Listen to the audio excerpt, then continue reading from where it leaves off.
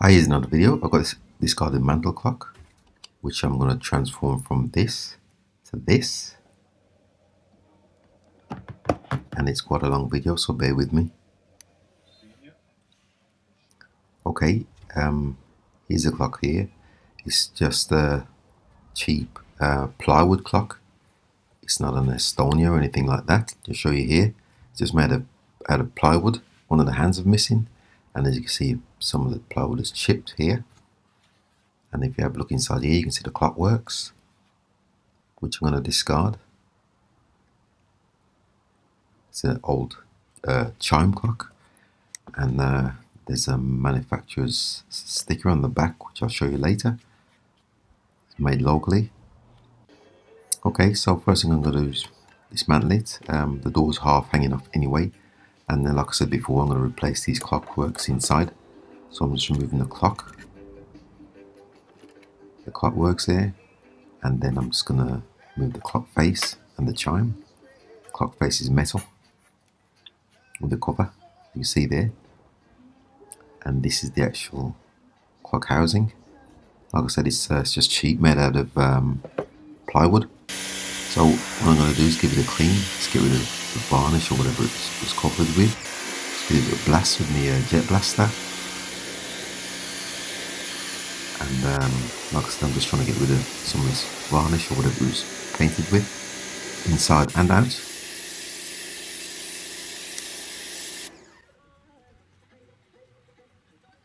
This is the door. Let me just show you the maker there, R.E. Wood, Bromsgrove. I'll stick that back on when it's finished. And you can see me just removing some of the varnish off the door, back door. Okay, just gotta leave that to dry out now. It's most of the varnish has been removed, or whatever it's covered with. Just gotta let that dry out. And oddly enough, I'm cleaning the clockworks. It was not working. As you can see here, as soon as I started to give it a blast, it started to come to life. But I'm not going to fit it back in anyway, because it's just too much messing about, too much involved. Okay, so it's nice and dry now.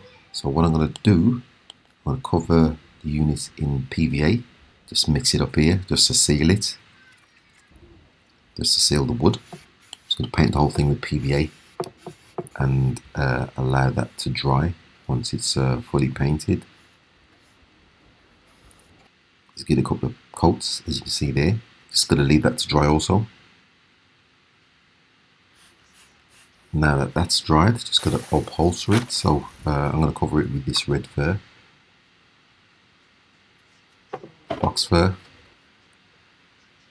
and it's just a matter of cutting out the shapes and gluing them on. You can see here, I'm just cutting around the outside. What this piece what I'm cutting out is going to go on inside, because I'm going to cover the unit inside and outside with red fur, so you don't see any of the wood. And I've got this contact adhesive spray here.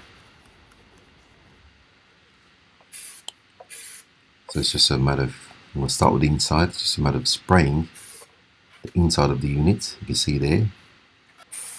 And then I've just got these strips which I've measured out for the inside lining. I'm just spraying them with contact adhesive. As soon as it dries, it should stick to the inside where I've already added the adhesive. See there, I'm just fitting the fox fur to the inside, and this is the inside face and back. I've fitted there, and it's just a matter of cutting out the holes for the clock and the back door. You see there. So let me show you there. It's all fur inside. Now I've got to do the same on the outside. Like I said before, just cut out the shapes, spray it with contact adhesive, allow it to dry, and then just attach it like so.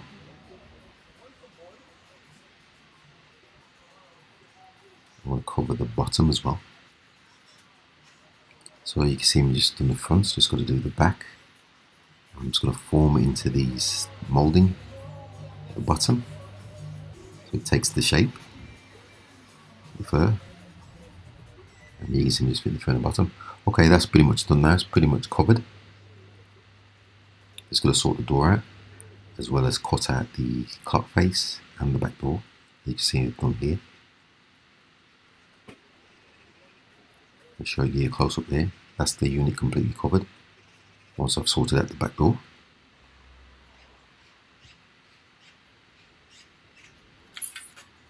This is the clock. It's a metal clock face, and one of the clock hands was missing. And you've got the two holes at the bottom there for winding the clock up, which I'm going to cover. So I'm just going to remove the clock's cover, perspex cover, get that clean, and then I'm going to spray it with some primer, cover the numbers, and then I'm just going to spray it with some white gloss. You can see here.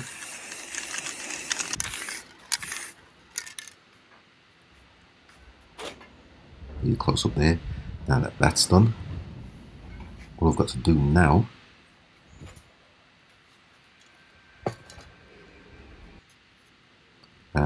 I bought a new clock face, plastic, so it's slightly big, so I'm cutting it to shape, as you can see there, so it fits into the metal, the original metal clock face, see there. And once again, contact adhesive, spray on the clock face, which I've sprayed, spray some on the back of the new clock face, which is over there. Once that's dried, just gotta make sure I've got it nice and straight. You can see there. I was going to spray it and put numbers on, but that was just too difficult. I thought this way would be easier. See there, primer on the back. Okay, so it's just a matter of reassembling the clock face with the window cover. See there. That's the clock face complete. And it just nailed in, so I fitted the nails there. It's just a matter of nailing it back on straight, or straight as I can. And I'm just going to cover the nails with some white paint, little dabs. And now it's just a case of sorting out the back door.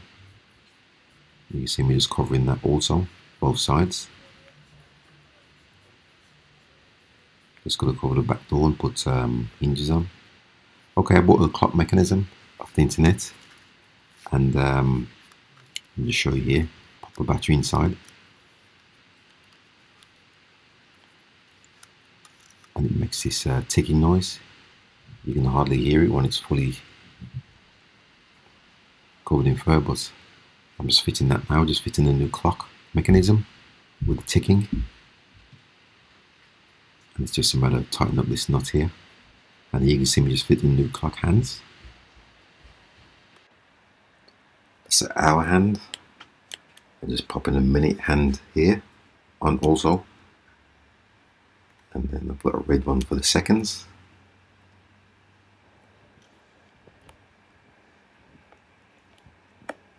Just close the window. Right, now that's done. I'll show you here. I fitted the back door on. But so, like I said before, I'm going to fit the maker's badge back on. RE wood, Bronze Grove. Just cut out a section of the fur there and just pop that back in. Stick that in with some super glue.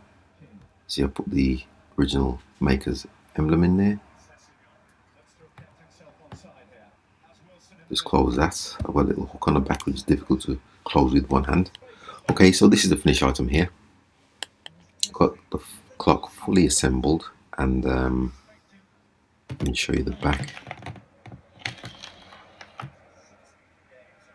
Just unhook this hook at the back, and you can see the inside there. Like I said, put the original maker's emblem back on, and you can see the ticking mechanism. I'll put a 10p piece, stuck that onto the pendulum, 10p coin, just to make it tick a little bit more.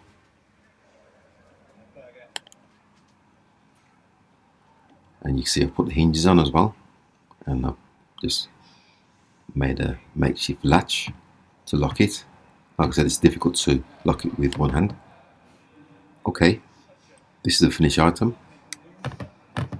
Just show you here, and it's fox fur, so you can use a vacuum with a soft bed to shape the fur how you want it. I've just left it looking rough and jagged. Let me show you here. Open the cover and you can see clock mechanism. It's quartz taken away. Okay, with that, that's complete. Pretty chuffed with it. So thanks for watching once again, and please subscribe.